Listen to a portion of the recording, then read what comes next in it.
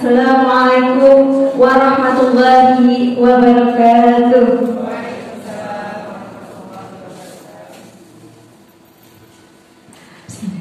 Alhamdulillahirabbil alamin wassalatu wassalamu ala asrofil anbiya'i wal mursalin sayyidina wa maulana Muhammadin wa ala alihi wa sahbihi ajma'in amma ba'd. Yang terhormat Ibu Mutiatus Salafi SPD selaku narasumber, yang terhormat Bapak Isro SPD selaku Kepala Sekolah SMP Plus Asyukur sekaligus tuan rumah, yang terhormat Ibu Daris Nurul Ilmiah SPD selaku Kepala Sekolah SMP Hasanuddin serta seluruh peserta bintang yang berbahagia. Pertama-tama, marilah kita ucapkan rasa syukur kita kehadiran Allah Subhanahu wa Ta'ala yang mana telah memberikan kita kesehatan sehingga dapat menghadiri acara bimbingan teknis pengembangan profesi pendidikan dan tenaga kependidikan tentang implementasi kurikulum merdeka, literasi, numerasi, serta pembelajaran peningkatan motivasi guru. Kedua kalinya, sholawat serta salam kita curahkan kepada junjungan besar kita Nabi Muhammad Sallallahu Alaihi Wasallam yang mana telah menuntun kita dari jalan kegelapan menuju jalan yang terang benderang, yakni ad-dinul Islam. Selanjutnya, saya atas nama pembawa acara akan membacakan susunan acara pada pagi hari ini. Yang pertama, pembukaan. Yang kedua, sambutan.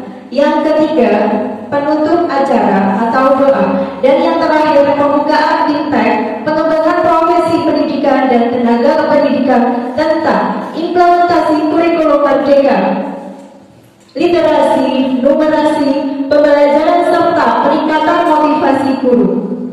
Baik hadirin yang berbahagia, mengawali acara, marilah kita menyanyikan lagu Indonesia Raya. Kepada yang bertugas, disilakan.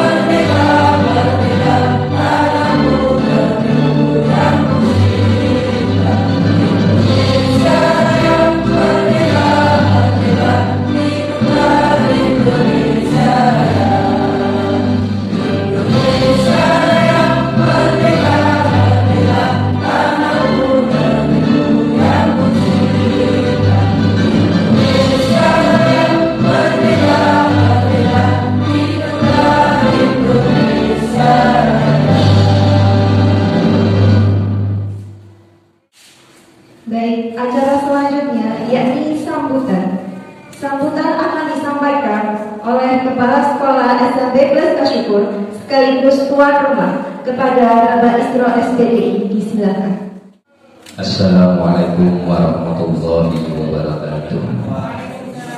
Bismillahirrahmanirrahim. Anta yu'arbi ni'amahu wa yubafi majidah. Ya Rabbana lakal hamdu wa ma yanbaghi li jalali wajhika wa li sultanik. Asyhadu an la ilaha illallah wahdahu la syarika lah wa asyhadu anna Muhammadar abduhu wa rasuluh.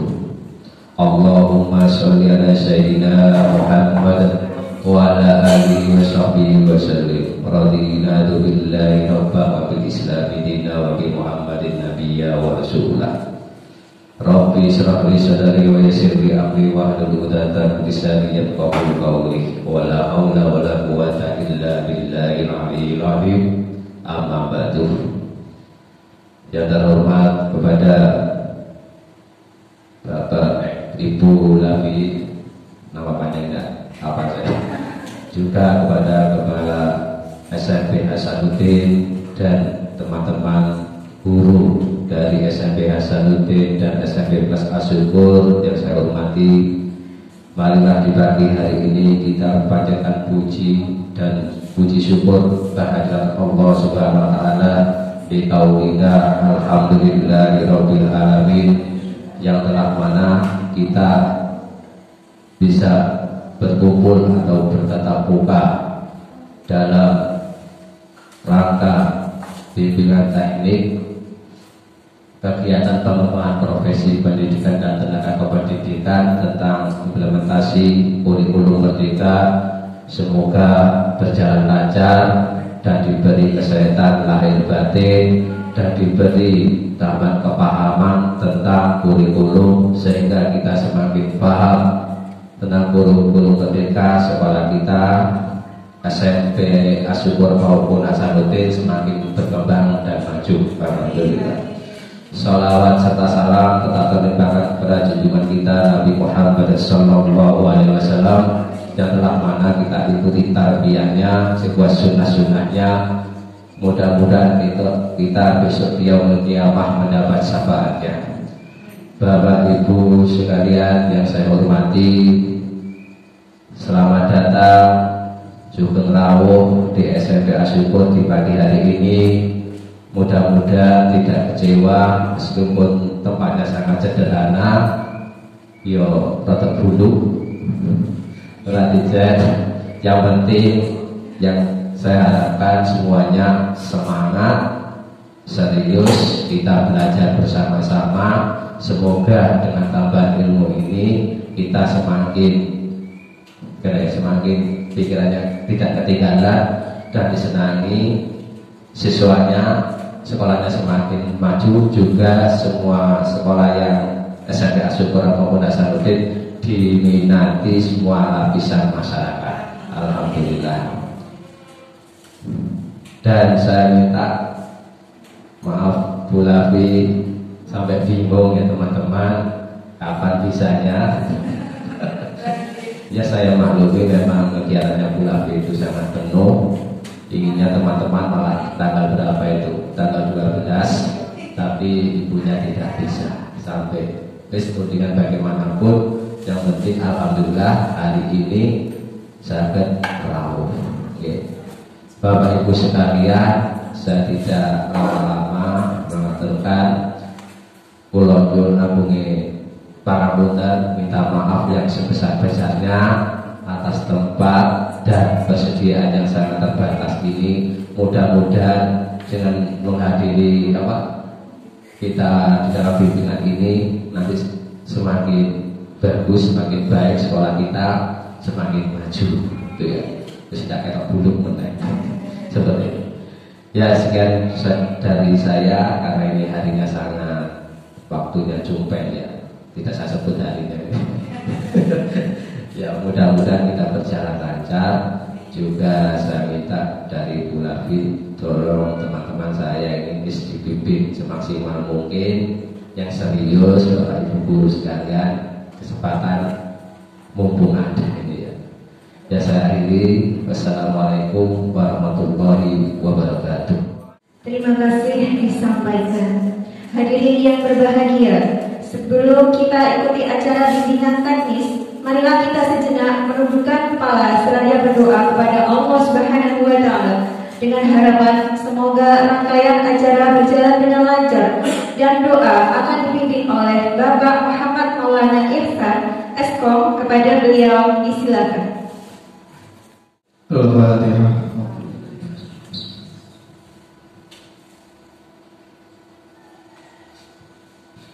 Allahumma salli wa sallim ala sayyidina Muhammad wa ala ali sayyidina Muhammad. Alhamdulillahi rabbil alamin.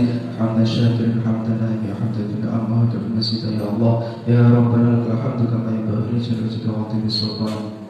اللهم صل وسلم على سيدنا محمد صلاة تنجينا بها من جميع الأهوال والآفات وتقضي لنا بها جميع الحاجات وتطهرنا بها من جميع الشيئات وترفعنا بها الدرجات أعلى الدرجات وتبلغنا بها أقصاها من جميع الخيرات في الحياة وبعد الممات.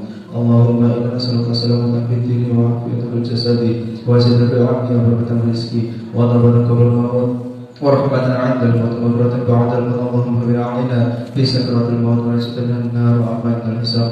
اللهم أغنني بالعلم وزدني بالحلم وأكرمني بالتقوى وأجبني بالعافية. اللهم يا مقلب القلوب ثبت قلبي العظيم.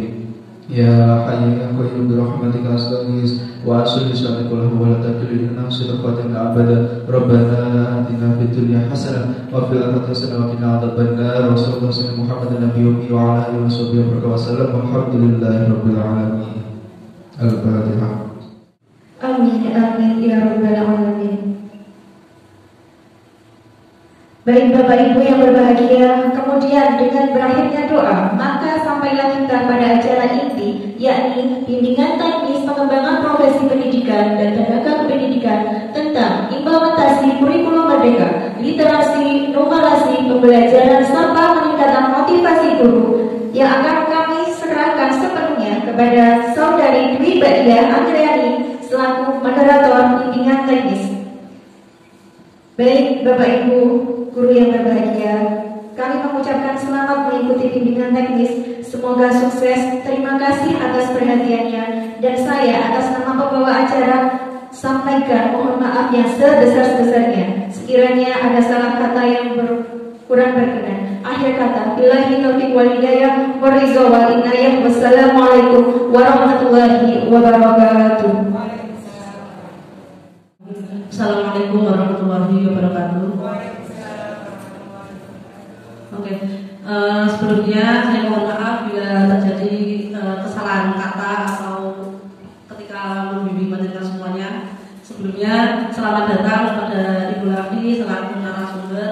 Selamat datang kepada Bapak Ibu Guru SMP Hasanuddin Bagri di SMP Kasukur Sumbon. Mari kita ikuti kegiatan bimbingan teknis pada pagi hari ini. Sebelumnya saya mau kenalan, mau menyapa dulu. Nanti kalau saya bilang halo, hai, betul ya? Halo, hai. Oke, biar boleh grogi, pulau maksudnya. Pada kegiatan bimbingan teknis mengenai pengembangan profesi pendidikan dan tenaga pendidikan implementasi kurikulum merdeka.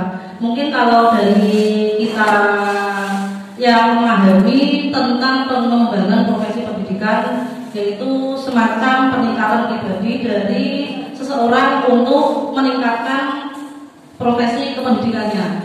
Dan pengembangan profesi tenaga pendidikan mungkin kalau dari lapangan selalu banyak faktor yang mempengaruhi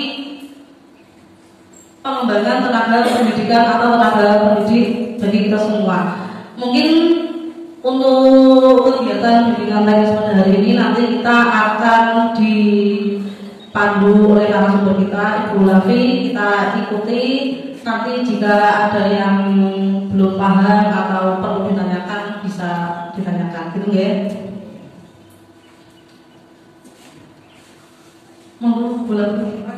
Assalamualaikum warahmatullahi wabarakatuh. Waalaikumsalam warahmatullahi wabarakatuh. Terima kasih Bapak Ibu semangatnya sudah menjawab salam saya. Alhamdulillahirobbilalamin. Bismillahirrahmanirrahim.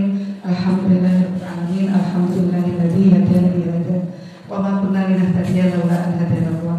Assalatu wassalamu ala sayyidina Muhammadin wa ala alihi wa ashabihi ajma'in. Amma ba'du, fala haula wala quwwata illa billahil aliyyil azim. Yang saya hormati, saya muliakan Bapak Yai, Ibu Yai, Pak Israf, saya selaku Kepala SMP Asukur, kemudian juga Bu Daris. Alhamdulillah hari ini kita akhirnya bisa memutuskan untuk bertemu. Yang saya hormati dan saya banggakan seluruh Bapak dan Ibu Guru, baik dari SMP Asukur maupun dari SMP Hasanuddin yang hari ini meluangkan waktu, membangun motivasinya sendiri untuk datang dengan tujuan tentu belajar gitu ya, sharing, kemudian untuk mendapatkan mungkin hal-hal baru atau hal-hal penting selama ini diperlukan kita perlukan dalam melaksanakan pembelajaran di kelas. Bapak dan Ibu, saya berikan ini sebenarnya kegiatannya tadi ya workshop mengembangkan profesi pendidik dan tenaga kependidikan. Tentang apa? Tentang implementasi kurikulum merdeka, utamanya tentang peningkatan literasi, numerasi, kualitas pembelajaran, serta peningkatan motivasi guru. Itu yang akan kita laksanakan. Bapak dan Ibu, saya belum tahu, saya masih meraba-raba tentang kurikulum merdeka ini. Bapak Ibu, yang dibutuhkan apa? Gitu. Karena kurikulum merdeka ini hari ini memasuki tahun keempat, ya, memasuki tahun keempat. Nah, sekarang sudah menjadi kurikulum nasional, yang namanya tidak lagi kurikulum merdeka, gitu ya, sudah menjadi kurikulum nasional. Maka semua sekolah madrasah yang ada di Indonesia berarti wajib menggunakan kurikulum ini, yang sekarang sudah menjadi kurikulum nasional. Nah, di tahun keempat diberlakukannya kurikulum merdeka, mulai dari yang pertama masih uji coba begitu ya. Nah, seperti SMP Bida itu hari ini yang tahun ketiga gitu. Nanti tahun 2024-2025 itu tahun ketiga. Nah, Bapak dan Ibu juga kan sudah memasuki tahun ketiga juga. Maka saya hari ini bertanya dulu gitu. Yang dibutuhkan Bapak Ibu dari implementasi kurikulum merdeka ini sejauh memasuki mungkin tahun kedua atau tahun ketiga ini, sing perlu banget kita bahas pada BIMTEK hari ini itu tentang apa gitu. Ini ya, kita nanti akan biar pas aja Bapak Ibu fokusnya di mana gitu. Karena kalau nggak gitu, kadung tak mulai dari mana ternyata sudah balik lagi, sudah paham, sudah dilakukan, nah kan kayak gitu. Nah, Bapak Ibu nanti dari mana? Nih ya, kita workshop implementasi kurikulum merdeka. Tapi sebelum itu Bapak dan Ibu, saya ingin mendengar pikiran Bapak Ibu semua tentang hal-hal yang membuat kurikulum itu berubah. Next Pak, next ya. Nah, Bapak dan Ibu, perubahan kurikulum itu kan sudah terjadi berkali-kali, gitu ya. Mulai bangsa Indonesia punya Kementerian Pendidikan, Kementerian Agama, ada sekolah formal begini, itu kurikulum ada ganti sampai yang terakhir kurikulum K13, kemudian sekarang kita pakai kurikulum nasional, kurikulum merdeka ini. Nah, mengapa kurikulum itu kok selalu berubah?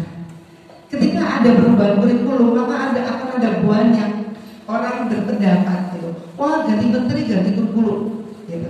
Ganti kurikulum aslinya ganti bukunya baru, LKS-nya baru, perangkat pembelajarannya baru, segala macamnya menjadi baru. Itu berproyek tok, bikin boleh duit. Ada orang yang berpikir seperti itu.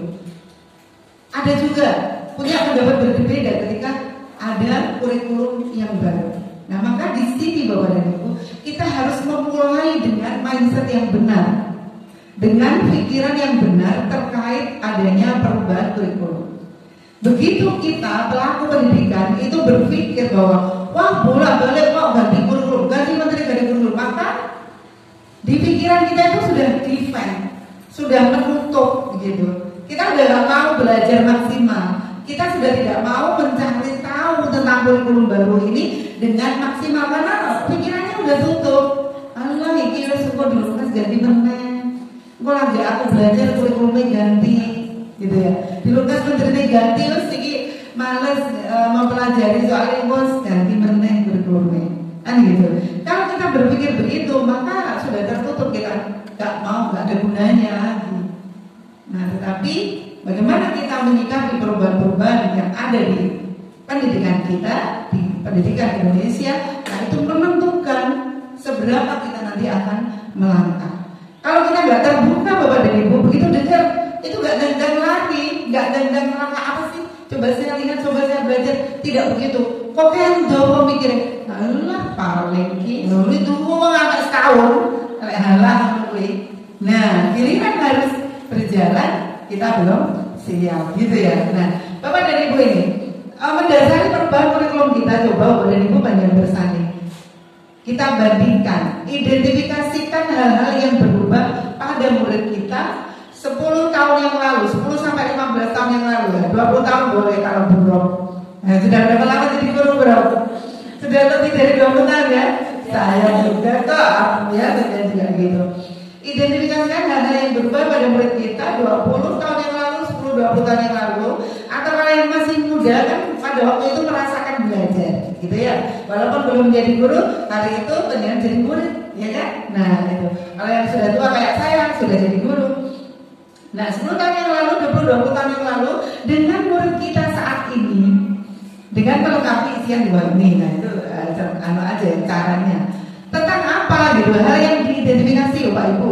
Yang pertama, cara mendapatkan informasi atau cara belajar.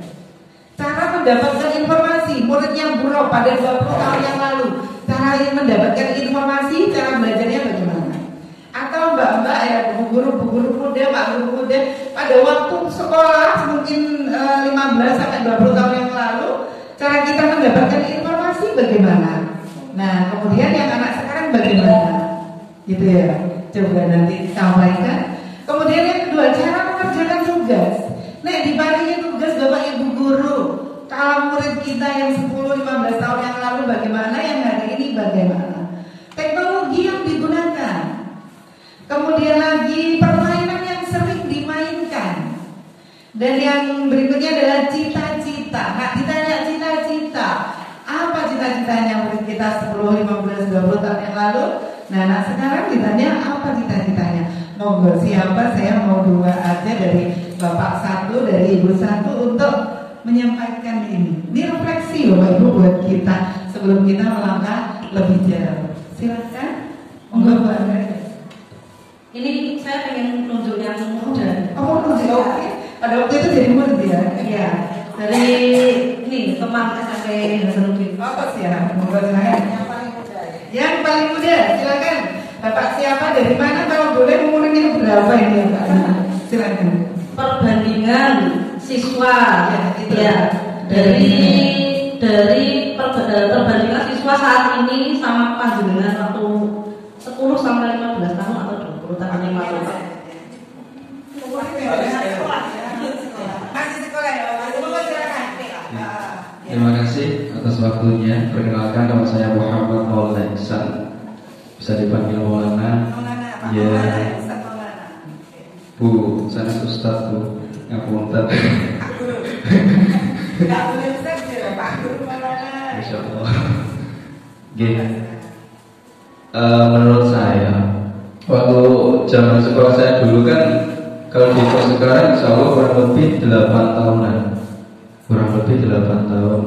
Kasih 8 tahun. J. Termasuk Genzi. Oke, silakan. Iya. Kalau teman sekelas saya dulu itu ya bermacam-macam warna, Bu.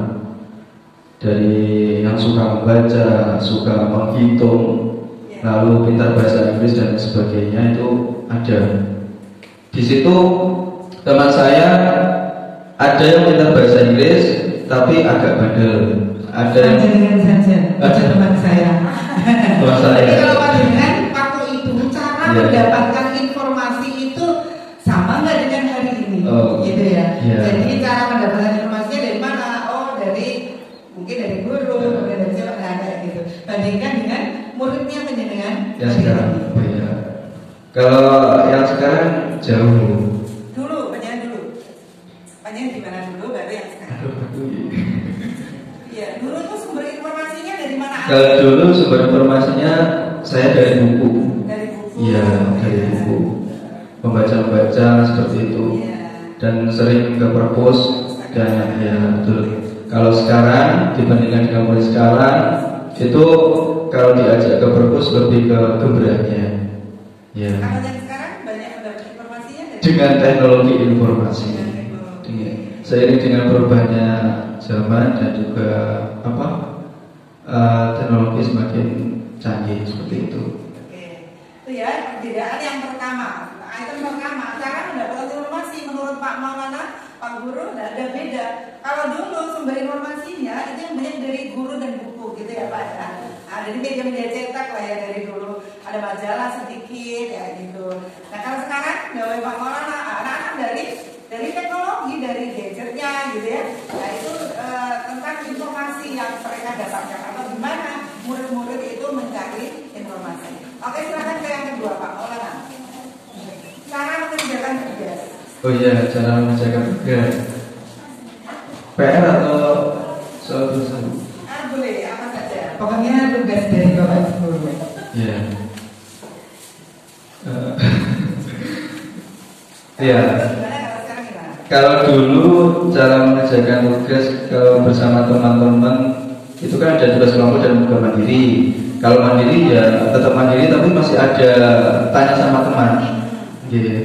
Kalau dulu, kalau sekarang kebanyakan ada yang menjagakan temannya, itulah menjagakan temannya. Ada yang serius juga ada seperti itu.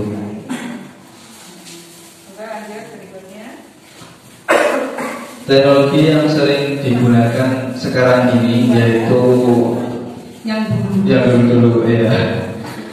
Kalau yang dulu itu kan ada 10 tahun yang lalu teknologi yang sering digunakan anak-anak apa gitu. Kalau hari ini teknologi yang banyak digunakan apa? karena dulu saya nggak pegang HP loh. Berarti jawabannya gitu. Tapi kalau 10 tahun yang lalu anak-anak teknologinya apa yang banyak? Televisi, video gitu ya, paling pola-polanya tapi hari ini mereka menggunakan gadget yang terkoneksi dengan internet kayak gitu ya. Oke. Itu beda kan ya 10 tahun yang lalu dengan hari ini. Oke, lanjut Pak Maulana. Permainan yang sering dimainkan wah dulu ada entek. Suka ya, paling suka. Menangan atau kalah? Menangan Bu. Jepretan karet. Jepretan karet. Wah sekarang Anchor rusuh. Iya. Mereka bertemu teman-temannya. Iya banyak Bu. Di sana sering ngobrol bahkan dijual pernah Bu. Dijual. Kayak menang itu uangnya dijual. Umbul ya ngono. Apa jenis umbul itu? Dapat buahnya juga dijual. Kecik ya ngono dapat buahnya dijual. Iya. Sekarang gimana Pak? Kalau sekarang lebih ke gadgetnya Bu. Sekarang lebih ke gadgetnya. Mereka berkumpul bersama-sama, tapi banyak tidak ngobrolnya. Iya, banyak melihat HP-nya. Banyak melihat HP. Bahkan ada temannya yang ingin ngobrol bersama dia itu masih fokus pada HP-nya. Iya, betul. Bapak Ibu guru apa juga ada? Iya, kadang-kadang ada. Ibu guru juga terlihat gitu ya. Oke, kayak dulu yang terjadi di mainan ya, permainannya. Terakhir cita-citanya Pak. Cerita saya Bu. Enggak, cita-citanya anak ibu sama anak. Ya, cerita saya. Kebanyakan anak ibu itu cita-citanya gimana, kalau sekarang gimana? Dulu itu ada teman saya Bu. Niku plek pulau. Nggih, sering-sering biasanya ya cacil ya omongannya ngomong tinggi semangat deh. Cita-citamu apa? Cita-citaku tentara. Tentara. Nggih. Kacengnya plek pulau, nggih sami tentara gitu. Aku keren itu. Ya, setidaknya kalau tentara apa ya yang mirip-mirip tentara gitu. Saya pengen jadi tentara. Dulu malah Bu, selain tentara saya ingin menjadi pengusaha. Memang beda di situ. Tapi nggak tahu. Teman-teman ada nggak yang pengen jadi guru, dokter kayak gitu ya? Pada 10-15 tahun yang lalu, anak-anak kalau ditanya gitu, anak-anak cita-citanya apa? Gitu. Jawabannya biasanya apa? Tentara, terus polisi, dokter gitu ya. Oke, kalau hari ini pernah nggak nanya anak-anak? Hari ini kebanyakan bingung Bu. Aku ngopo lah, mau terus aja. Itu berarti untuk motivasinya semangat masih kurang. Gitu, oke. Hari ini tidak ditanya cita-cita apa cita-citanya nanti secara besar gitu. Itu masih bingung karena banyak banget referensi ya, gitu ya. Belum menentukan, berarti perlu bimbingan ya untuk mereka mampu menentukan cita-citanya karena cita-cita yang penting ya untuk mengawal mereka hidup. Oke, terima kasih Pak Maulana, tepuk tangan untuk Pak Maulana. Ya. Saya juga di ruangan ini mulai dari Pak Isro kemudian Bapak berdoa. Saya auranya itu bersama kiai semua saya di sini.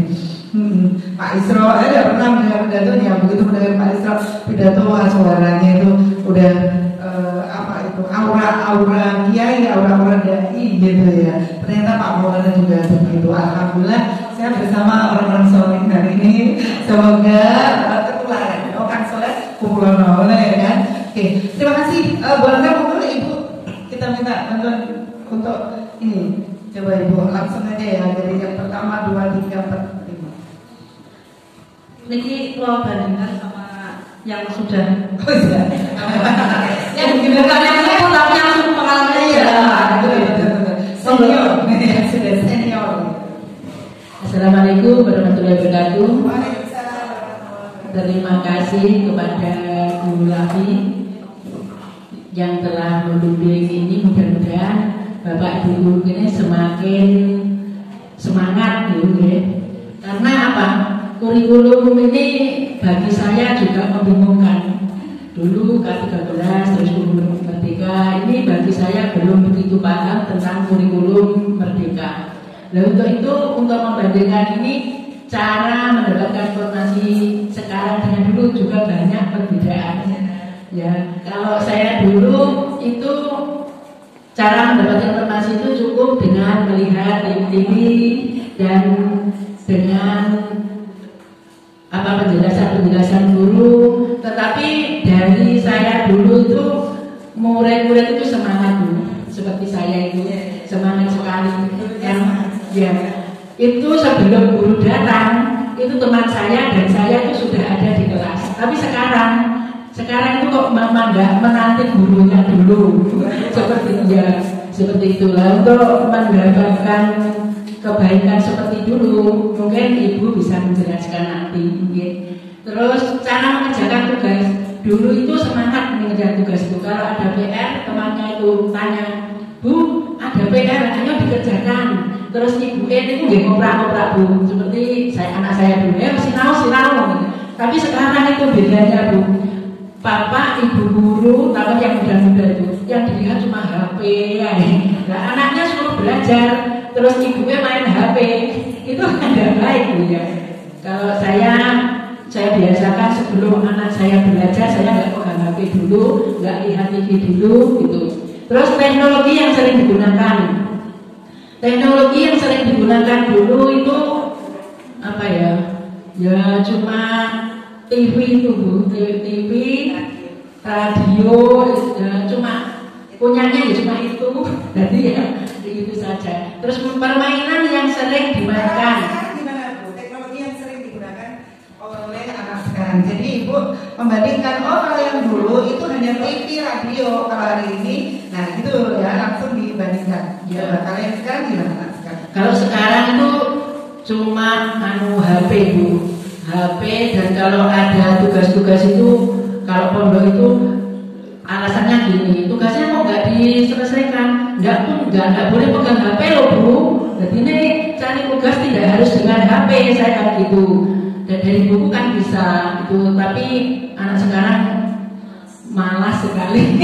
Mungkin kalau saya dulu kan tanya-tanya dengan mbah-mbah, dengan nenek-nenek itu kalau ada tugas bahasa daerah mungkin diceritani banyak itu.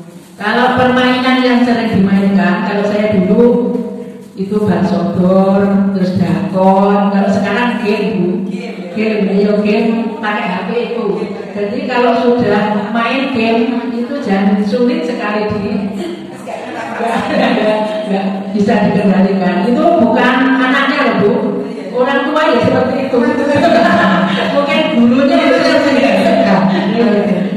Terus untuk cita-cita, mungkin kalau kita dulu semangat gitu ya. Kalau cita-citanya apa?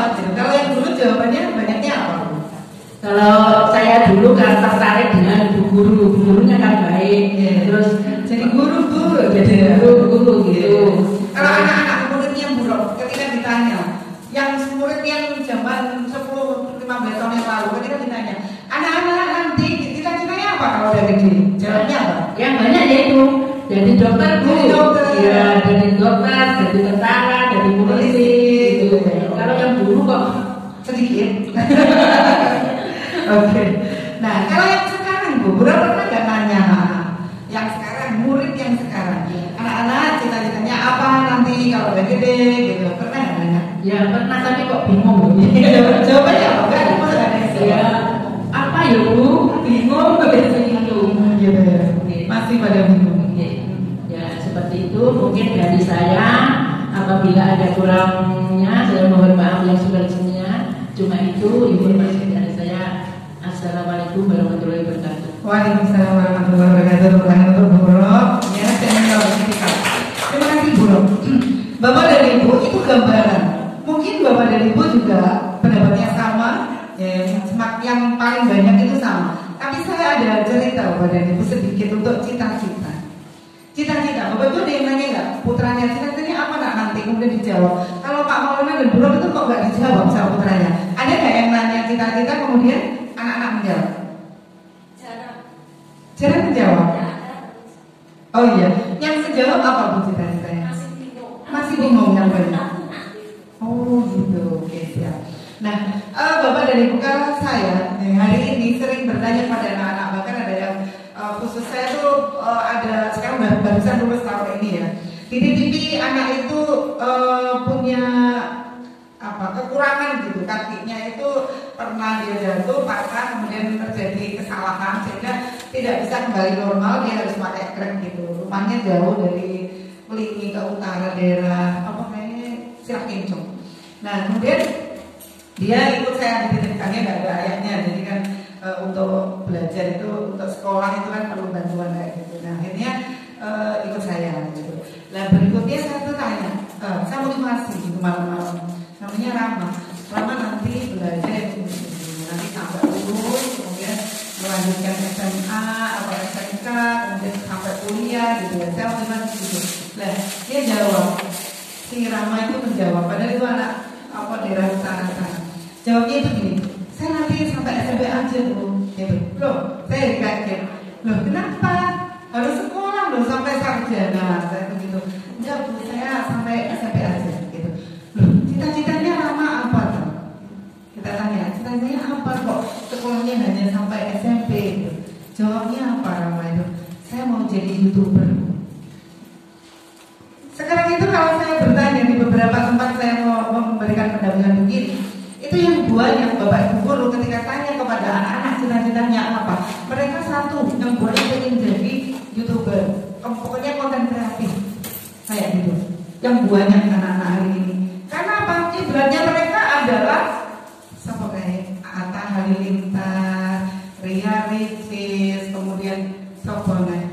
Buahnya kan sekarang crazy itu kan yang banyak adalah konten kreator kan. Itulah yang menjadi model anak-anak. Mereka terinspirasi oleh mereka. Hanya membuat konten-konten aja mereka kaya. Kan sebenarnya anak gitu. Jadi anak-anak hari ini kalau ditanya itu yang banyak jawabnya gitu. Mereka mau jadi YouTuber, pokoknya konten kreatif apa-apa itu yang melalui media sosial, baik YouTube, IG, jadi selebgram gitu kan. Macam-macam menonton gonta ganti baju, kadang tutorial makeup jelas saja, view-nya luar biasa banyak. Dan itu menghasilkan uang yang banyak. Dan menurut anak-anak itu mudah menjanjikan. Ya kayak gitulah generasi kita hari ini.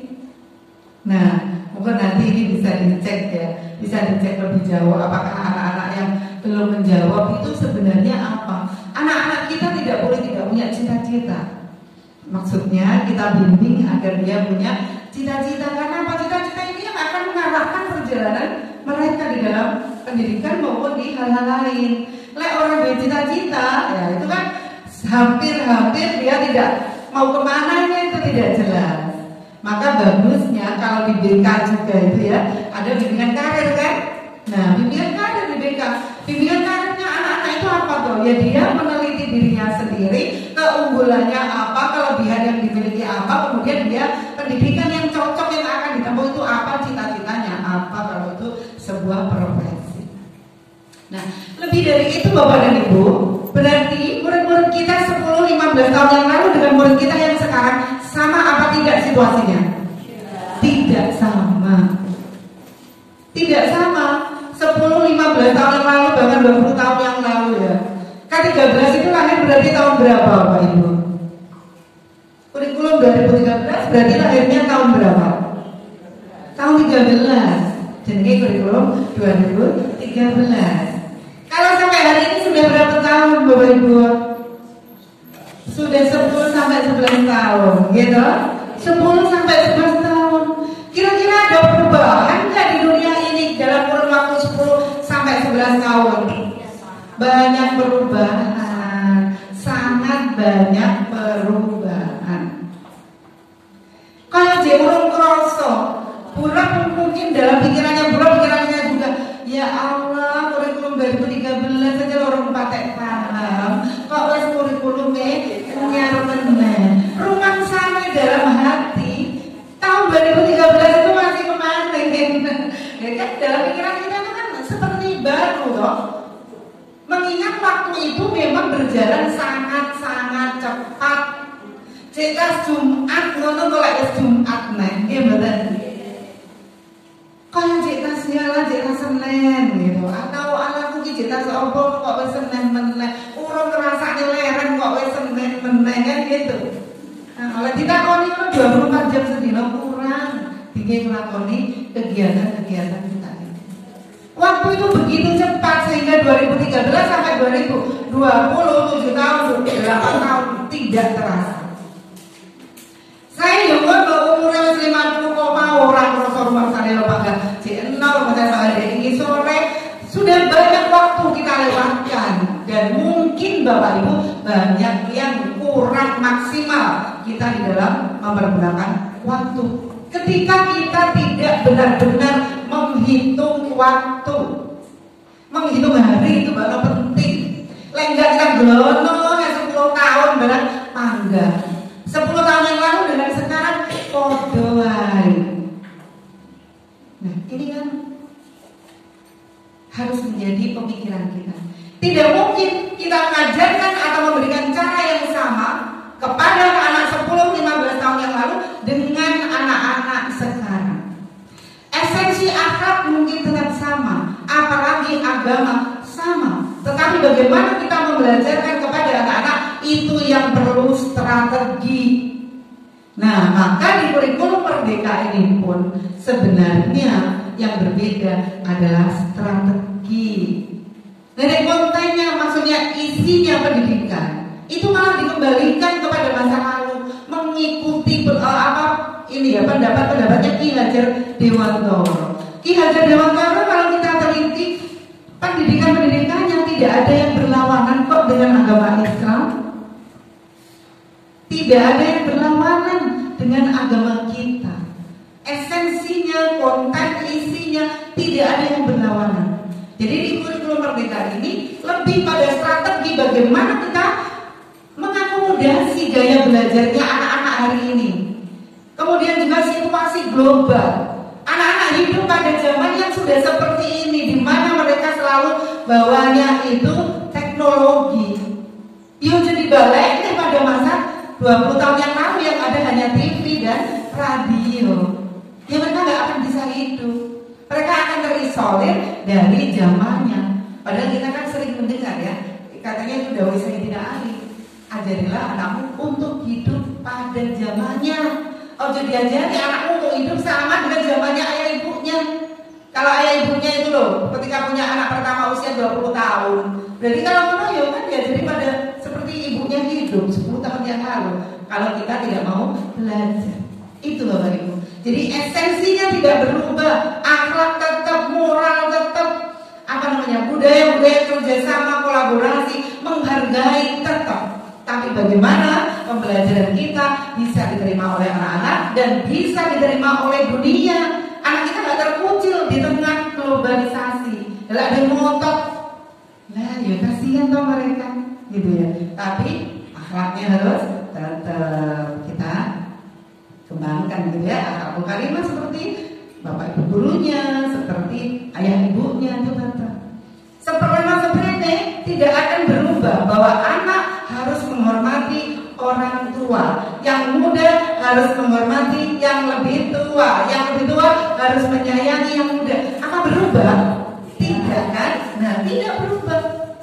Tapi bagaimana konsep-konsep itu bisa diterima oleh anak-anak, kemudian dilakoni oleh anak-anak. Inilah mengapa kurikulum harus berubah. Jadi sebenarnya tidak ada esensi yang berubah, tapi strategi. Jadi guru hari ini harus bagaimana, kan gitu. Anak-anak pegangannya ini perangkat teknologi, bapak ibu gurunya jangan ketinggalan, kan gitu. Agar kita bisa bersama anak-anak. Anak-anak maunya pakai teknologi, bapak ibu gurunya nggak mau. Nah itu jadi masalah akhirnya. Pembelajarannya mungkin kurang menarik bagi anak-anak karena anak-anak maunya pakai teknologi. Punya lab TIK jadi anggur nih. Ayo dimaksimalkan. Sampai kemarin itu yang punya kerumbuk-kerumbuk itu sampai dibintek ulang bagaimana memaksimalkan penggunaan kerumbuk. Sampai kementerian mengatakan kalau kerumbuk tidak berguna di lapangan, tidak digunakan oleh bapak dan ibu guru untuk belajar, maka kerumbuk akan ditarik. Nah kan sampai seperti itu. Dari kementerian sudah melakukan survei. Bantuan yang diberikan oleh negara kepada sekolah-sekolah, nah ini kurang digunakan secara maksimal. Bapak ibu gurunya tetap suka ngajarnya seperti pada masa lalu. Inilah Bapak dan Ibu, mengapa saya memaparkan ini untuk kita refleksi. Hari ini kita hidup di tahun 2024 bersama anak-anak yang juga hidup baru lahir di sesi akhir. Kita tidak boleh terkotak menyamakan pola-pola strategi pembelajaran kita seperti pada waktu saya kecil. Awal menang saya SD. Kurang listrik gini kalau petang gawe udah sinau gimana sinau ya kan. Nah, jadi ada anak-anak seperti saya dulu gitu ya. Jawabannya mesti wah beda generasi, beda zaman. Jadi pada bagaimana anak-anak tetap belajar, bahkan mereka mendapatkan ilmu yang jauh di atas gurunya. Nah, tetapi mereka suka, mereka memang hidup di era digital. Jadi jauh nenggone zaman biyen gitu ya. Inilah kurikulum Merdeka Bapak dan Ibu. Monggo next Pak. Nah, sekarang bagaimana Bapak dan Ibu merespon perubahan itu? Apakah itu rasa itu dijauh dari diri jelas ini? Apakah kita tetap mengajak anak-anak seperti pola-pola kita dulu? Ataukah kita merespon dengan baik? Merespon dengan baik situasi zaman. Sekali lagi esensinya tetap, tapi strategi yang harus berubah. Ini ya, ini refleksi. Yuk kita memikirkan, kita menjadi guru. Nah, apakah kita sudah mengakomodasi perubahan-perubahan? Next Pak. Nah ini, ketika terjadi perubahan kurikulum, bagaimana Bapak Ibu menyikapinya? Saya beberapa kali di MTSN diajak belajar bersama pendidik. Saya juga menggunakan ini untuk refleksi awal. Jawaban dari Bapak Ibu guru. Soalnya ini wong ASN ya, kalau di MTSN begitu. Itu jawabannya apa? Ya kita nurut saja Bu, karena itu tugas. Apa yang ditugaskan oleh pimpinan kita laksanakan. Jawabnya gitu. Sebenarnya menurut saya itu jawaban yang mengecewakan. Bagi saya. Lah kan itu namanya asal tandang, asal kerja, gugurne kewajiban. Taat iyo bener yo arti taat. Cuma ketaatan kita itu kan mesti didasari atas pemahaman yang benar, sehingga kita itu nanti nyapo implementasinya itu jadi total gitu. Lek gur asal iki karena karo kepala sekolahku ngomong ngene ya ngene. Itu yang banyak menulis. Sudah berapa MTSN berapa saya itu 6 paling MTSN yang saya belajar bersama kurikulum Merdeka ini. Jawabannya yang banyak itu rata-rata tuh. Jadi gimana responnya panjenengan Bapak Ibu? Ya saya ikut aja kalau apa kata pimpinan. Gitu. Jadi menurut saya kurang idealis gitu ya, kurang ini punya apa? Orang kayak gitu menurut saya pragmatis. Jadi ya udah, aku kan kerja apa yang disuruh ya ini gitu. Lah lek ngono kuwi tondo-tondo lek lakoni biasanya enggak maksimal. Pokok bukune kewajiban, cetak jentuk, itu yang buahnya. Ini membuat yang refleksi. Ketika terjadi perubahan kurikulum, bagaimana kita menyikapinya? Apakah kita mau respon dengan belajar, mempelajari? Kita harus menunjukkan bahwa kurikulum ini tentu tidak begitu saja lahir, tetapi sudah dikaji oleh para ahli. Walaupun di luar sana tetap terjadi pro kontra. Kalau Bapak dan Ibu melihat di TikTok, di YouTube kan banyak juga yang ahli mengatakan bahwa tidak cocok dengan ini. Bahkan hari ini Pak Nadiem sebagai menteri, kalau Bapak Ibu lihat ya di HP, di melalui TikTok atau IG atau YouTube, banyak banget yang mengatakan, oh lebih apa itu tukang ojek kok jadi menteri kan gitu ya. Ketika memilih tukang ojek jadi menteri, katanya kok tukang ojek jadi menteri pendidikan, dia mesti orang ahli pendidikan berapa. Tapi apa iya seperti itu? Kita mesti melihat juga latar belakangnya. Gak mungkinlah Pak Presiden itu juga asal. Beliau kan bukan orang politik, Pak Nadiem Makarim, bukan orang dari partai politik.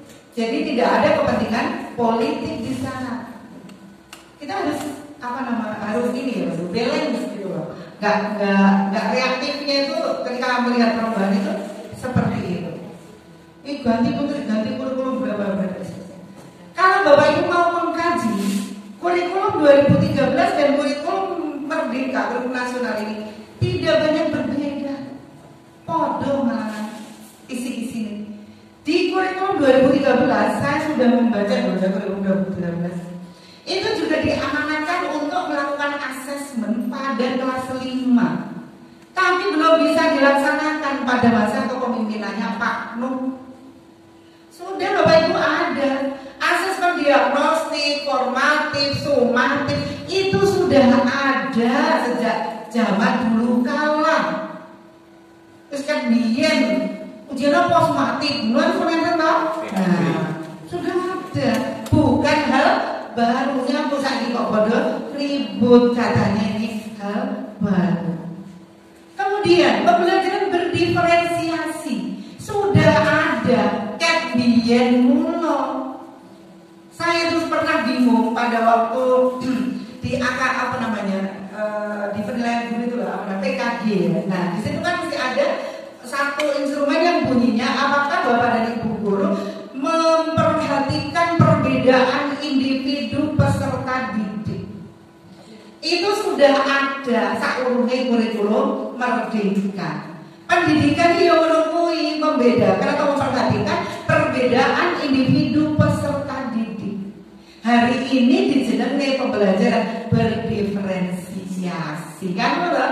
Itu yang bahasa Inggris yang sudah diakomodasi menjadi bahasa Indonesia. Jadi bodoh memperhatikan perbedaan individu peserta didik. Wis kan piye? Lah kula mboten paham tadi tanya pengawas Pak dulu itu ya belum Pak ini loh Pak kok selalu guru itu ditanyakan kompetensinya.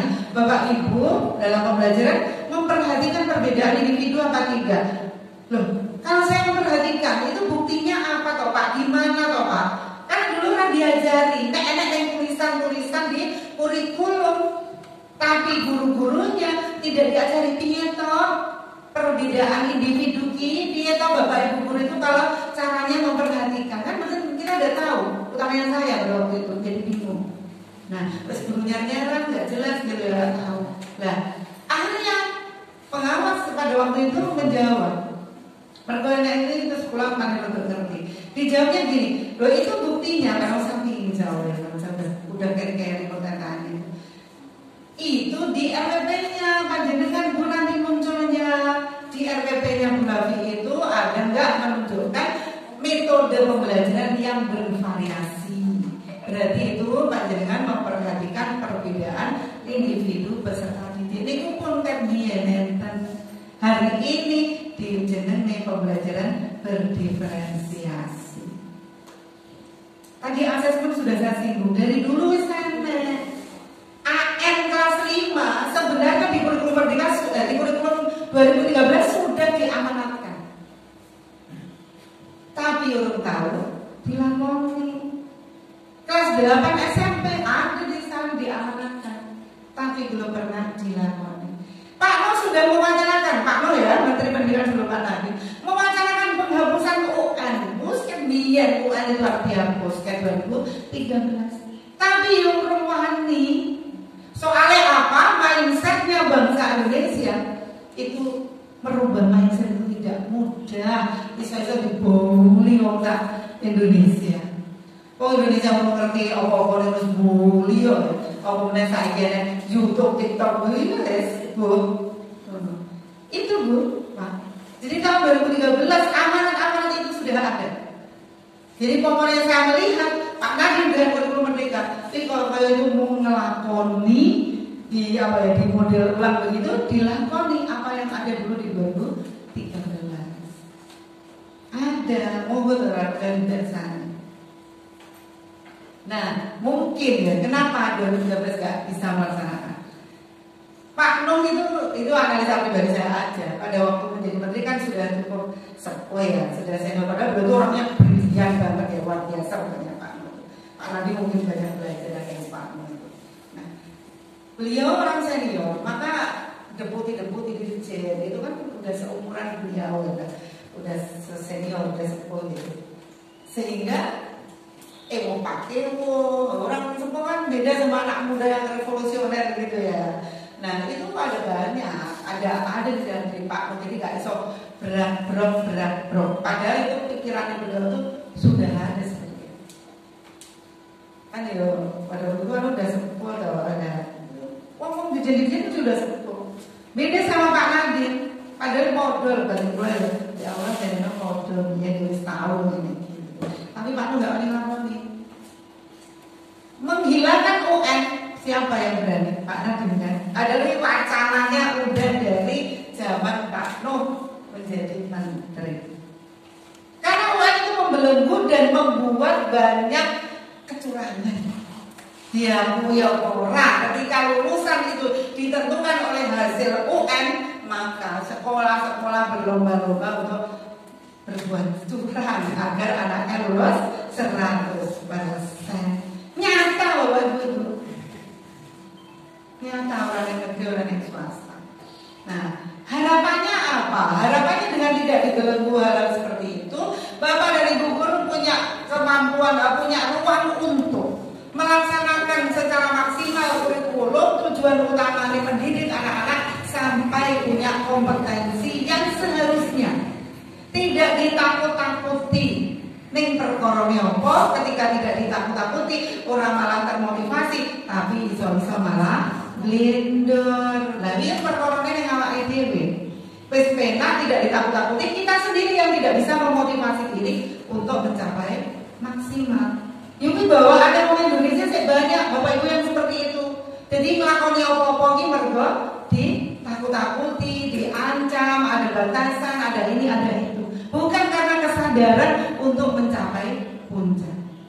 Nah, ini wakil sih lain kita itu. Dulu menangnya kita ditakut-takuti. Jadi lah urung kalau dinas ini deadline-nya tanggal 13 berarti urung dilakoni. Lah semua pada deadline urung kok baru dilakoni. Itu iya, itu kebiasaan kita yang kira-kira perlu dipertahankan atau perlu dirubah? Banget ya. Nah, iya. Oh perlu dipertahankan gitu. Kebiasaan-kebiasaan seperti itu, sukanya itu gitu ya, sukanya kita. Saya juga sama dengan penjenengan, saya kan orang Indonesia gitu ya. Jadi sebenarnya kita itu begitu diancam-ancam gitu. Maka sama kalau orang-orang sufi ya, sama mereka kan bertanya gini, kalau seandainya tidak sholat itu juga tidak diancam neraka, nek sholat tidak dijamin surga, kira-kira sholat berapa gitu ya? Nah ini kan gitu. Padahal kita kan tujuannya apa? Tujuannya kita beribadah sebagai hamba Allah. Sebagai guru tujuan kita apa? Ya memaksimalkan potensi peserta didik. Kan gitu ya. Tujuan kita di guru membantu anak-anak gitu agar potensi-potensi yang ada pada diri mereka itu maksimal, dibantu Bapak Ibu guru, dibantu ayah dan ibu. Ini ya refleksi kita. Oke, next Pak.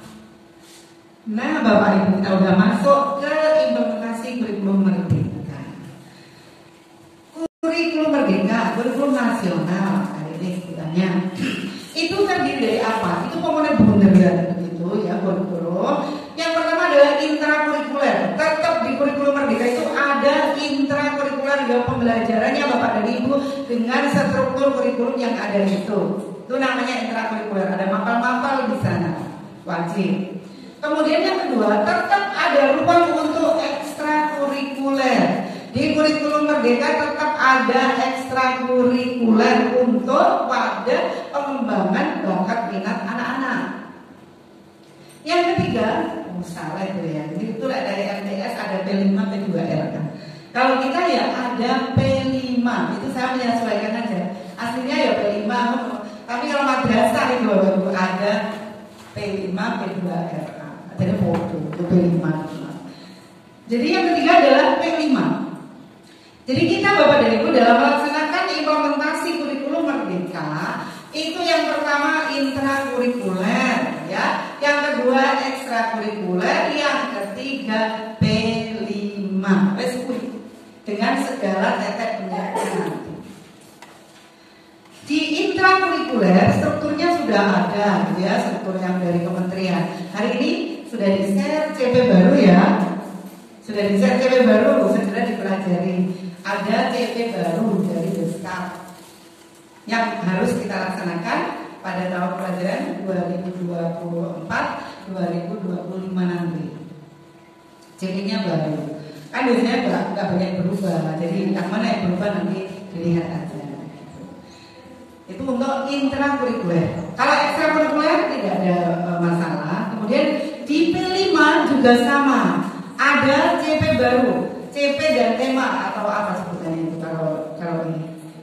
Dimensi, elemen, subelemen, capaiannya itu ada yang baru untuk proyek penguatan profil pelajar Pancasila. Nah nanti kalau misalnya Bapak Ibu belum, kita bisa share ya, maksudnya belum dapat. Memang masih baru kok ya, baru di share. Mungkin di FYP udah pada didapat gitu ya. Nah tiga ini Bapak Ibu yang harus kita perhatikan. Intrakurikuler, ekstrakurikuler, dan P5. Saya tidak akan bahas ekstra. Itu udah tetap seperti dulu. Nah, sekarang yang intrakurikuler, yang di pembelajaran. Tadi tulisannya kan ini tentang pembelajaran juga ya. Tentang pembelajaran. Literasi numerasi.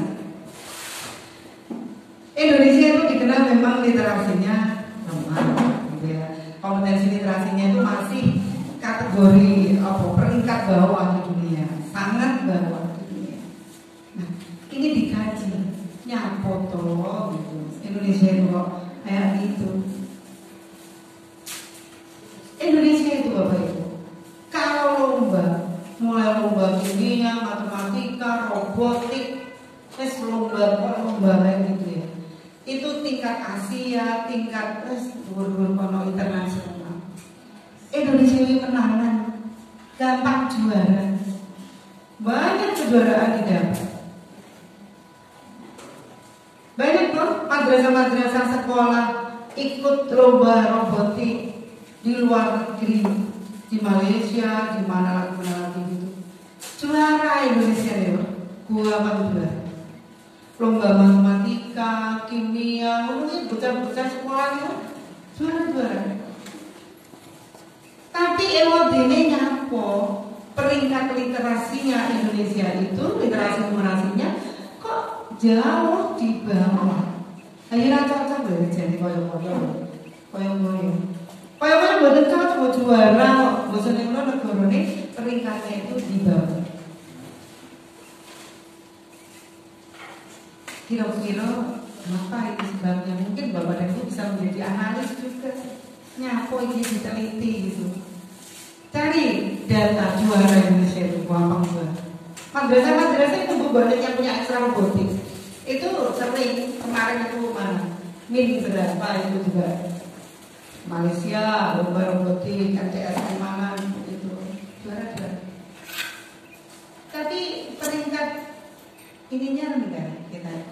Kemudian IPM, Indeks Pembangunan Manusia Indonesia, menurut datanya Indonesia sendiri itu juga rendah, masih di angka belum sampai angka 8, 7, berapa itu Indeks Pembangunan Manusia dari bidang pendidikan. Jadi nek komponen di rontok-rontok ngoten, nek Indonesia udah profesor, doktor, dihitung tidak cukup 10 jari.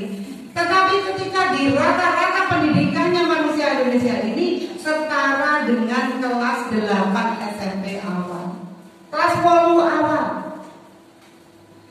bukan loh, melu agenda.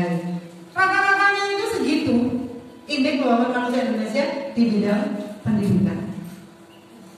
Bisa dibayangkan seberapa tingkat pemikiran nalarnya bocah kelas 8. Diklek gitu. Maka kembali ke peradabannya masyarakat Indonesia kurang berpikir, suka bicara, ngomentari hal-hal yang bukan faktanya gitu kan. Dia kan sampai bocah kelas 8.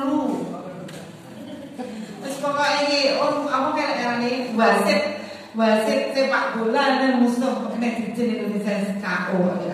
Sakit bully jempol gitu. Surat teteh aling-aling. Iya.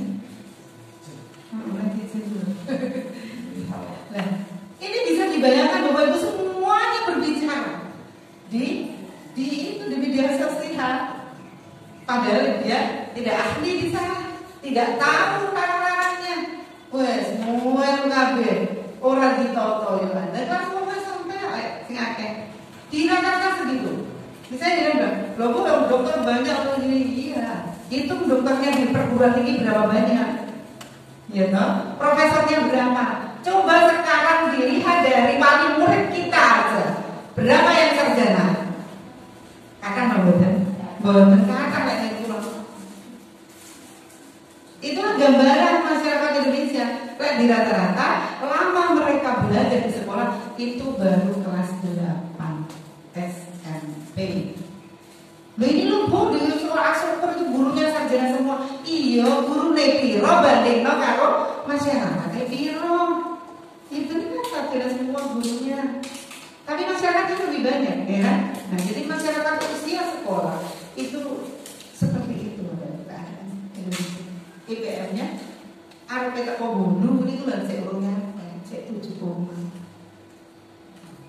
Maka tidak mudah ketika kita itu mengedukasi, mengajak masyarakat, ngomong tentang pendidikan.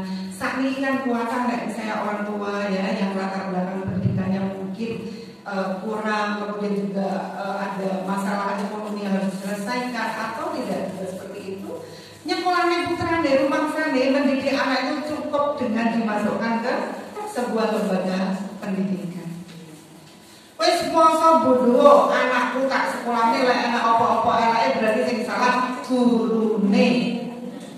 Gitu. Ini lagi guru atas guru gara-gara gara-gara bis rekreasi kecelakaan, mesti salah gurune. Ya gitu loh masyarakat. Tidak mudah mengedukasi masyarakat karena memang ya keadaannya seperti itu. Bapak Ibu guru harus sabar, kuat juga. Gampang salah, orang tahu benar. Gitu. Kayak gitu IPM kita. Jadi di intrakurikuler ya, kenyataannya seperti itu. Gampang jual. Nah, tapi IPM-nya rendah, tingkat literasi secara dunia kita sangat-sangat rendah. Nalar pikirnya rendah, literasi numerasinya rendah. Jadi di bisa itu bisa dilihat Indonesia itu berapa. Maka dengan kurikulum ini sekali lagi sakjane wis kurikulum ini cuma Kementerian Pendidikan itu pengen memasifkan, pengen dilakoni benar apa yang ada di dalam kurikulum, apa yang sudah digariskan di dalam kurikulum, dilakoni. Ojo mek tertulis di dalam kurikulum, pembelajaran memperhatikan individu peserta didik, pembelajaran berdiferensiasi, asesmen kognitif, asesmen diagnostik, asesmen formatif dan asesmen sumatif. Terus lagi apa? Penilaian otentik. Nah itu hanya ada di dalam tulisan. Orang dilakoni karo bapak ibu guru. Lek zaman saiki karo ke zaman biyen, carane mulang podo, carane penilaian podo, barang-barangnya podo. Nah, maka tidak akan beranjak. IPM kita tidak akan beranjak. Peringkat kita di literasi numerasi juga tidak beranjak. Maka ya hanya kita, Bapak kita sendiri yang akan bisa meningkatkan kualitas pendidikan kita. Karena kita guru. Kita adalah ujung tombak dari pendidikan ini. Kita guru, gitu. Nah, maka ini adalah tugas kita. Nah, di intrakurikuler itu yang paling ditonjolkan adalah itu Bapak Ibu. Bagaimana kita melaksanakan pembelajaran. Banyak yang jawab, sekarang di kurikulum merdeka itu guru sudah habis untuk belajar PA, udah di PMM ini gurunya nggak sempat ngajar. Nah, lagi singgung itu saya yakin ya nggak gitu tuh orang-orang yang nyinyir aja. Pati emosi naung, pati mau bekerja keras, mau belajar. Kalau yang memang bertujuan untuk meningkatkan kualitas pendidikan kita, kualitas anak-anak kita, insya Allah tidak akan begitu. Nah, ini ya, pembelajaran berdiferensiasi, pembelajaran berpusat pada peserta didik, memperhatikan perbedaan individu peserta didik. Berdiferensinya dalam hal apa? Dalam hal prosesnya berdiferensiasi, dalam hal konten isinya berdiferensiasi, dalam asesmennya berdiferensiasi. Karena memang kita sesuaikan dengan ini tadi kondisi anak per anak. Iya, karakternya, kemudian capaian awalnya kan asesmen diagnostik kan. Nah, itu asesmen awal itu untuk melihat anak saya mau saya ajari ini, mereka itu pengetahuannya tentang ini seberapa. Kan dilihatnya di sana. Ojo bocah umum dasar apa-apa, moro-moro gitu. Tidak yang sudah dikatanya tinggi. Maka kalau sebenarnya di kurikulum yang diamanatkan kita ini sejak dihapuskan seperti UN kayak gitu, asesmen itu adalah hak prerogatif guru. Kepala sekolah mohon boten, guru yang punya hak mengasesmen anak, kemudian memberikan penilaian. Oh, kamu untuk tujuan pembelajaran ini sudah tercapai, nak, silahkan lanjut ke tujuan pembelajaran berikutnya. Itu adalah guru, bukan orang lain, bukan instansi seperti misalnya NKKS, KJMP, dinas dan seterusnya. Bukan beliau, tapi yang berhak mengasesmen adalah kita sendiri, guru. Karena anak-anak belajar gitu ya. Tujuannya apa toh? Semua anak akan mencapai tujuan pembelajaran, Bapak Ibu. Tujuannya anak-anak mencapai tujuan pembelajaran. Lalu tujuan pembelajaran yang buat gurunya, ya toh, di breakdown dari CP, ya toh, dari CP Bapak Ibu buat TP, kan betul toh? Nah, TP inilah yang akan dicapai oleh anak-anak yang buat gurunya. Yang membuat apa berikutnya? ATP-nya juga gurunya. Yang membuat kriteria KKTP-nya juga gurunya. Lah kok iso diuji oleh orang lain?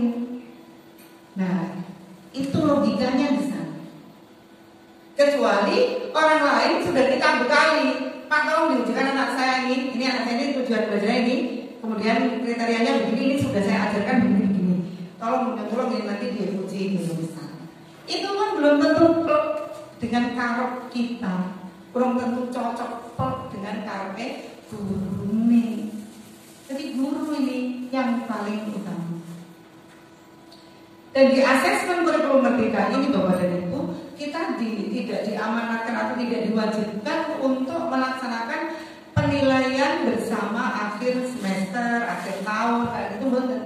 Karena penilaian itu hanya ada penilaian awal atau diagnostik, kemudian formatif. Formatif itu kan di tengah ya, untuk melihat apakah pembelajaran ini cocok atau tidak. Kemudian penilaian sumatif akhir lingkup materi. Setiap selesai satu materi, nah Bapak dan Ibu melaksanakan asesmen. Itu untuk yang materinya sedikit. Lah kalau materinya banyak kayak matematika, IPA, bahasa Indonesia, nah, maka asesmennya tidak harus setelah selesai satu lingkup materi. Boleh dibagi menjadi 2 atau 3. Soalnya kalau sekali buahnya nanti materinya, satu lingkup materinya buahnya, maka itu boleh dibagi. Kalau PAI kayak saya cukup 1 asesmen untuk satu lingkup materi. Itu yang wajib dilakukan oleh guru dan pastikan penilaiannya itu benar. Instrumennya benar-benar memotret capaian belajar anak-anak kita. Nah, maka dengan begitu Bapak Ibu udah punya nilai, nanti nggak bingung kalau mau rapotan kan. Nah, tema 1 asesmen sumatifnya udah dapat angka ya. Terus kemudian deskripsinya juga sudah jelas, artinya kriteria-kriterianya di situ. Kemudian nanti materi 2, materi 3, materi 4 dan seterusnya. Ada berapa materi dalam satu semester. Nah, di musim misalnya KKS itu memberikan ada jadwal PAT misalnya ya, penilaian akhir tahun, dari tahun, penilaian akhir semester pas. Bapak Ibu yang merasa mapelnya yang diampu itu penilaiannya atau asesmennya itu kurang lengkap atau ada yang perlu diulang gitu ya, maka boleh. Tetapi tidak harus mencakup seluruh materi gitu. Kan kalau PAT itu kan semua materi muncul di dalam satu ujian begitu kan. Nah, ini tidak begitu Bapak Ibu. Asesmennya tetap terlingkup materi. Gitu. Jadi kalau saya ada 2 tema mau asesmen boleh. Ya, tema 1 asesmen, tema 2 asesmen. Nah, maka kalau kita mengikuti ini sekolah Bapak Ibu tidak mungkin sulit kalau pakai buku nilainya itu buku nilai yang manual. Bapak Ibu bagusnya pakai laptop karena kan enak. Oh, ini kriterianya apa, deskripsinya apa gitu ya. Bapak Ibu menilainya seperti itu.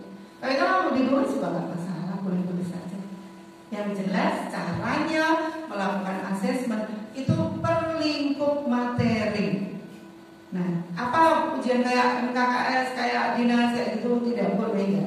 Yang untuk mau silakan, tapi itu tidak diamanatkan di kurikulum kita ini. Gitu. Jadi kayak SMMID, karena kami sekolah bergerak dan harus melaporkan hal-hal seperti ini, itu tidak mengikuti asesmen yang dilaksanakan oleh MKKS. Jadi kami asesmennya model seperti ini. Tidak ikuti. Karena Bapak Ibu guru misalnya asesmen itu bisa bervariasi.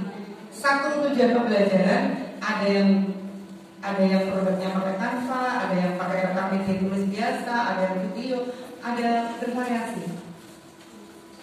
Satu mata pelajaran itu bisa bervariasi bentuk asesmen produk yang dilakukan, yang dihasilkan oleh anak-anak. Yang penting tujuan pembelajarannya sama, apa yang dicapai dijelaskan di situ itu sudah sama. Baik guru tinggal berikan penilaian.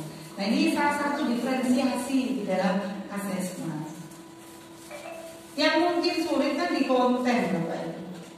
Misalnya TP-nya ini begitu ya. Kemudian anak-anak itu norno, nang jero kelas norno iso. Sing perkalian urung iso ya enek. Sing wis pinter perkalian yo enek. Nah, ini kan nanti kontennya bisa berbeda. Nah, ini yang menurut saya itu agak krusial, agak susah untuk dilaksanakan di kelas. Tiap kali diskusi, tiap kali lokakarya ini menjadi perbincangan karena memang tidak mudah. Tidak mudah dalam arti gimana ya? Tak kelas nomor kontennya itu kan ya agak sulit gitu loh biasanya. Nah, variasi produk gampang, variasi proses metode pembelajaran KPB-nya beda gampang. Nah, tapi kalau konten itu benar-benar agak susah. Nah, kita mencatat siapa sampai apa, itu kan menjadi berat ya. Nah, inilah di intrakurikuler, utamanya di pembelajaran dan asesmen. Ada yang mengatakan, Budi kemarin lokakarya itu dari SMP Serengat menyampaikan. Sekarang itu di kurikulum Merdeka katanya. Sikap itu kok menjadi tidak diperhatikan. Kalau dulu kan ada penilaian predikat A, B, C kan begitu. Nah, sekarang kok tidak ada. Padahal kan termasuk untuk masuk ke SMA, SMK itu tidak diperhatikan. Kalau menurut saya tidak begitu. Kita hanya diberikan CP loh Bapak.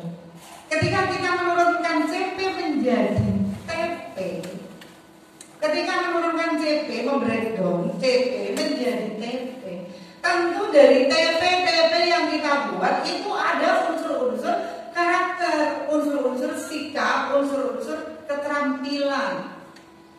Jadi kita sendiri yang memang membuat TP-nya, bukan kok semua tentang pengetahuan, tidak. Kalau di K13 kita kan sudah dikasihnya sudah semuanya, KD-nya sudah dikasih, gitu. Nah, dan sekarang di Merdeka KD-nya kita buat sendiri yang namanya TP itu tadi. Maka Bapak Ibu ya memasukkan di sana unsur keterampilan, unsur sikap, menunjukkan sikap beriman dan bertakwa kan gitu. Itu kan dari unsurnya sikap kan. Nah, kemudian pengetahuannya memahami, mengimplementasikan dan seterusnya.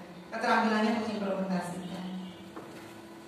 Di sini ada, kita mau dipanggil dengan CP, kita sendiri yang membuat TP-nya. Jangan lupa harus ada unsur-unsur pengetahuannya, sikapnya, kemudian juga keterampilannya. Nek ora dibedakan kok dia KD1 itu tentang sikap, KD2 tentang sikap sosial, KD3 pengetahuan, KD4 keterampilan. Memang dulu gitu. Nah sekarang buat terserah panjenengan. Tapi bagusnya Bapak dan Ibu, ilmu itu kan menyeluruh begini ya. Ada pengetahuannya, kemudian diimplementasikan menjadi terampil mengimplementasikan, dan juga ada sikap karakter yang kita kembangkan di sana. Jadi karakter karakter sikap itu ada di intrakurikuler. Bukan kok kurikulum Merdeka karakternya hanya dibelajarkan melalui P5, tidak. P5 itu kan judulnya kan proyek penguatan, penguatan. Berarti kan ada yang dikuatkan ya, sudah dibelajarkan kan melalui intrakurikuler, melalui ekstrakurikuler, maka dikuatkanlah melalui proyek. Jadi di intra nggak boleh ya, nggak ada sikap, harus muncul. Kita membelajarkan sikap apa di intrakurikuler melalui TP-TP yang kita buat dari CP. Kalau misalnya Bapak dan Ibu menyusun TP-nya itu di MGMP juga nggak masalah, boleh saja. Tapi misalnya nanti di sekolah penjenengan review lagi, kalau perlu mau menambahkan kekhususan di sekolah kita masing-masing, kan boleh juga. Tidak harus sama. Nah, ketika TP nggak sama ini loh, ujiannya bodoh dan daya susah, gitu. TP ini lora bodoh. Kok ujian asesmennya digawe bodoh? Ini bisa jadi masalah di sini. Maka Bu Lili memberikan saran kepada Bapak Ibu kepala sekolah, termasuk juga mungkin Bapak Ibu guru di MGMP, lek wis dadi soale dan dicek. Enak orang sing urung diulangne, karena tetap soalnya tahu bahwa TP-TP kita itu berbeda. Padahal yang tinggi kan acuannya satu. Lah kalau dipuadak ini wis paling balik kaya biyen. Sekolah itu kan punya kekhasan masing-masing. Tetapi tetap merujuknya ke CP yang diterbitkan oleh pemerintah. CP tidak boleh diganti. Kata-katanya harus persis itu yang dari pemerintah. Baru kalau TP, nah kita bisa memodifikasi di sana apa yang pengen kita belajarkan, tetapi tujuan akhirnya tetap tercapainya capaian pembelajaran. Dan intrakurikuler, strukturnya sama dengan kementerian, bagaimana membelajarkannya, prinsip-prinsipnya itu tadi, berpihak pada peserta didik, berdiferensiasi dan menggunakan digitalisasi pembelajaran. Dan digitalisasi ini harus berusaha kita lakukan gitu, karena memang eranya era digital. Kemudian yang kedua ekstrakurikuler, tidak saya bahas lebih lanjut. Nah yang ketiga ini tentang P5 Bapak Ibu. P5 ini banyak yang mengalami miskonsepsi. Duanya beberapa kali lokakarya itu juga membahas tentang miskonsepsi yang terjadi pada proyek penguatan profil pelajar Pancasila. Ketika gelar karya pameran P5 itu tidak ubahnya pameran UMKM sing dipamerne keripik tempe, keripik telo, talas dan seterusnya, jamu, batik, terus karya-karya yang lain. Nah, yang dipamerkan itu hanya produk-produk yang seperti itu. Padahal judulnya itu kan gelar karya P5 atau pameran P5. Kembali ke namanya